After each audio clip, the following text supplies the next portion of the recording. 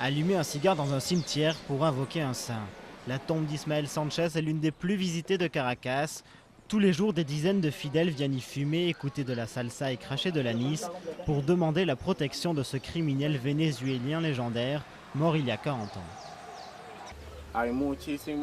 Il y a énormément de brigands qui accomplissent et réalisent beaucoup de miracles, et pas seulement à Caracas, mais dans tout le Venezuela. Ismaelito, comme les gens l'appellent, était le chef de la Corte Malandra, une bande de brigands devenue objet de culte au Venezuela. Omar a 16 ans et c'est un fidèle depuis qu'il est enfant. Aujourd'hui, il s'est rendu à la Corte pour demander la protection de ses amis emprisonnés, une des demandes les plus communes pour ces brigands faiseurs de miracles. J'ai plus confiance en eux que dans les autorités, parce que j'ai vu tellement de fois des gens voler en face de la police sans qu'elle ne fasse rien. Avec près de 16 000 assassinats en 2009, ce pays est devenu le plus violent d'Amérique latine.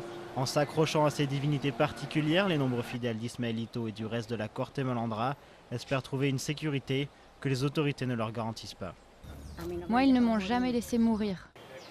Jenny est médium.